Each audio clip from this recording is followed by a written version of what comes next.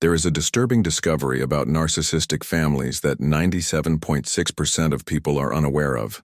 There are specific words that, when spoken by the scapegoat, make the narcissist completely lose control. These aren't magic words or secret formulas. They are simple truths that expose the reality behind the family mask. For decades, you were programmed to believe you were the problem, that your emotions were exaggerated, that your perception was wrong.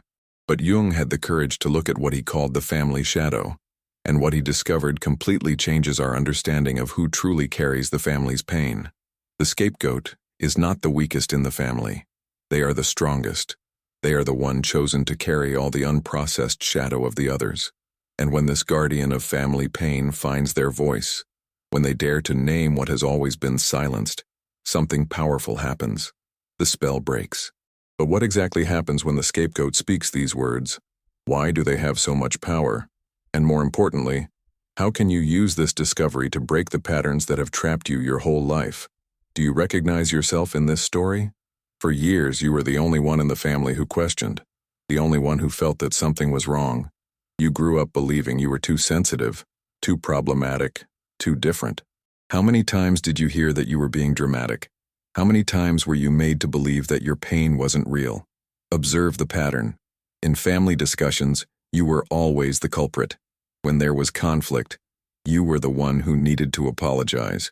When there was pain, you were the one who had to swallow it and move on. You became the repository for all the emotions that others couldn't process. How many times did you silence yourself to maintain the peace? How many times did you wear the mask of understanding, of patience, of the one who always gives in? Your inner child learned that expressing the truth meant rejection, that questioning meant abandonment, that having your own voice meant not belonging. While you carried this burden, your family maintained the illusion of harmony.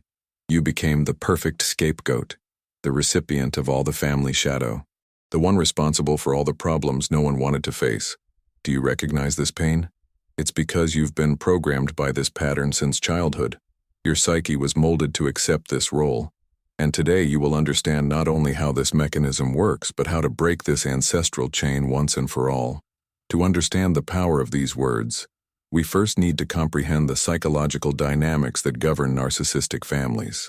Jung discovered that every family has a collective shadow. These are the rejected parts, the unprocessed traumas, the emotions no one wants to feel. In healthy families, this shadow is recognized and gradually integrated. Each member takes responsibility for their own wounds. But in narcissistic families, something different happens. The shadow needs a repository. It needs someone to carry all the pain so that the others can keep their masks intact. The scapegoat functions as a container for emotional poison. All unexpressed anger, all denied sadness, all hidden shame is dumped onto this person. They become the visible problem of invisible problems, the symptom of undiagnosed ailments. The family narcissist desperately needs to keep this dynamic functioning. Their identity depends on projecting their shadow onto others. Without the scapegoat, they would be forced to look at their own emptiness. And that is something their psyche cannot bear. That's why there are words that function as master keys. Words that break the illusion and force everyone to face the truth. When the scapegoat utters these phrases, they are not just defending themselves. They are exposing the entire dysfunctional family system. The first phrase that completely destabilizes the narcissist is this: I am not responsible for your feelings. This declaration breaks the foundation of the entire family dynamic.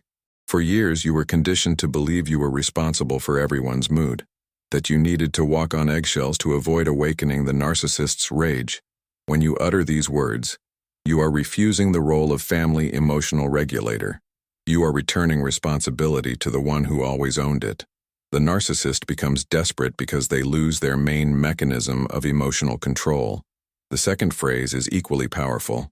Your version of events is not the only truth. The narcissist needs to control the family narrative.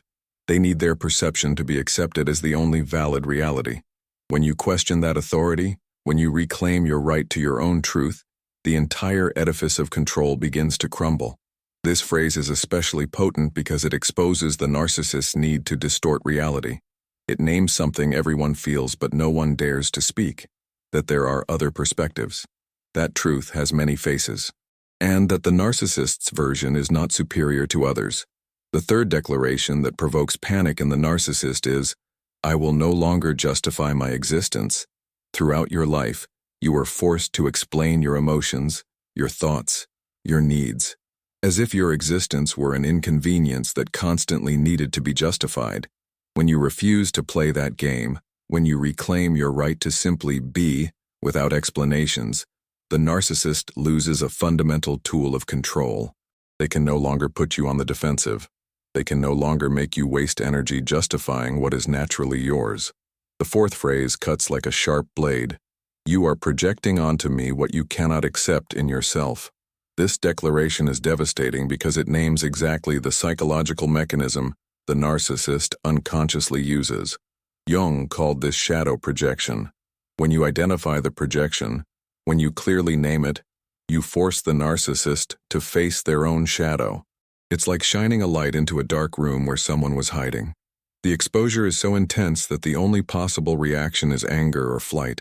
The fifth phrase that breaks the system is, I have the right to have boundaries and to have them respected.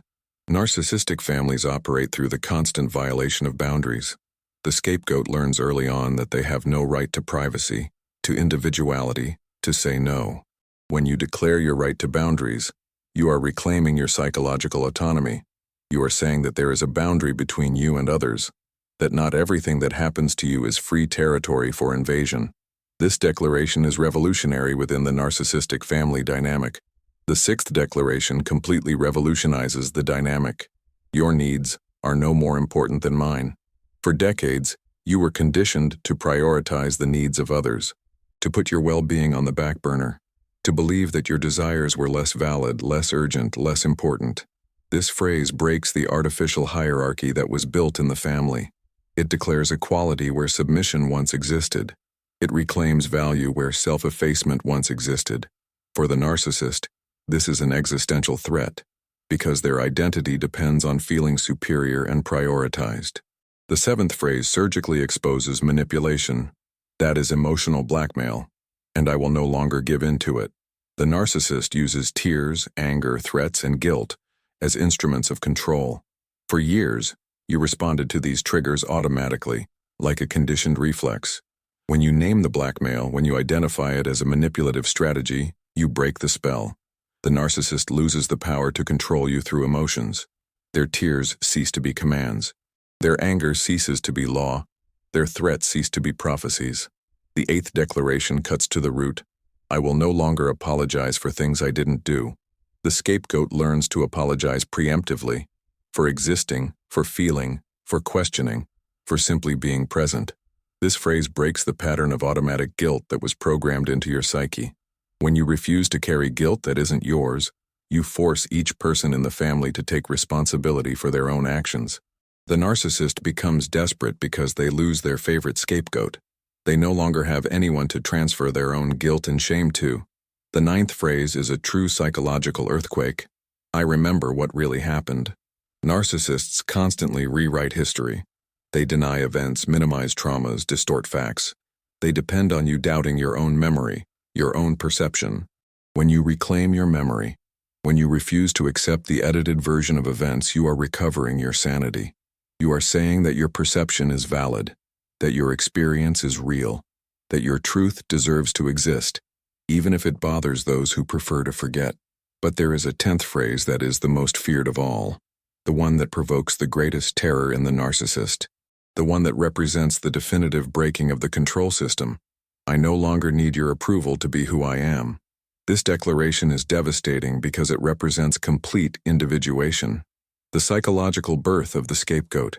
It's when the wounded child becomes an integrated adult, when the repository of shadows transforms into the hero of their own journey.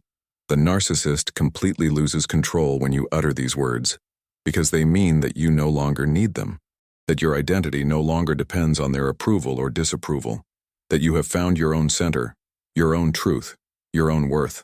Now that you know these 10 liberating declarations, how do you start using them in practice? The first wound to heal is that of your inner child. It has been silenced for so long that it needs to learn to speak again. Get a journal and write a letter to this wounded child. Ask them, which of these phrases do you most need to hear? Which one resonates most deeply with your pain? Let them tell you about all the times they were silenced, all the times their truth was denied. Practice speaking these phrases aloud, alone, in front of a mirror. Your voice needs to get used to the sound of its own truth. Your body needs to feel the vibration of its own authenticity. Your psyche needs to integrate that you have the right to exist fully. Start with small situations. Use these declarations in minor conflicts before facing more intense family dynamics. Each time you exercise your authentic voice, you strengthen your ability to remain integrated under pressure. Remember, the goal is not to provoke or attack the narcissist. The goal is to reclaim your own psychological integrity. It is to break the patterns that have trapped you. It is to transform the wounded scapegoat into the conscious and integrated adult you were always meant to be. You have changed by absorbing this message. You can no longer pretend you don't know. You can no longer passively accept the role that was imposed on you. You have seen the chains that bound you, and now you have the keys to break them. You are now the observer of your own story. You are no longer the automatic repository of the family shadow. You are no longer the unconscious scapegoat. You are the conscious hero of your own journey of individuation. Observe how your relationship with truth has changed. Recognize how your voice has strengthened. Integrate the courage that has always existed within you, waiting for the right moment to emerge. Comment, which of these 10 declarations most touched your wounded soul? Share which one you most need to practice, like if you felt the courage to look at your own family shadow and reclaim your voice. Subscribe to continue this journey of breaking ancestral patterns. To learn more about how to free yourself from family dynamics that limit your potential. To discover who you truly are when you are not carrying the shadow of others. The journey of individuation is just beginning. You are no longer the scapegoat. You are the living expression of your true self. Integrate.